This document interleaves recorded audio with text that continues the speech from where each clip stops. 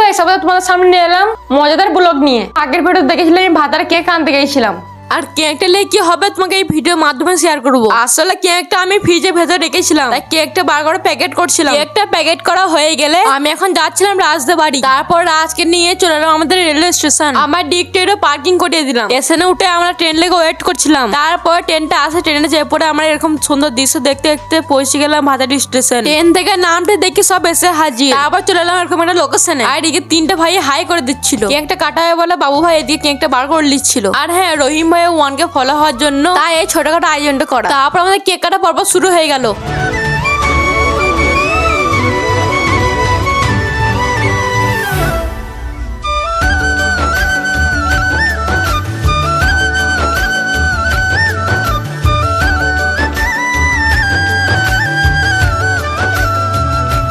আর এদিকে আমরা রহিম দাকে কি করলাম দেখো। তারপর কেক খাওয়া কমপ্লিট হয়ে গেলে আর আমাদের সবারই বাড়ি যাওয়ার সময় হয়ে গেছে। বাড়ি যাওয়ার আগে কটা গ্রুপ ফটো নিয়ে নিলাম। আর এদিকে আমাদেরকে ছেড়ে বিশাল দা বাড়ি চলে গেল। আর এদিকে রহিম দা কি বলছে শুনো।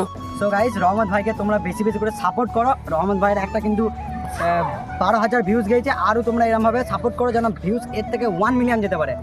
আমি এটাই চাই। আর ভাইকে একটু ফলো এবং সাবস্ক্রাইব করবে, আর আমার পাশেও থাকবে। আমাকে একটু ফলো করবে, নাহলে তো হবে না। এবারে আমরা সবাই বাড়ি যাব।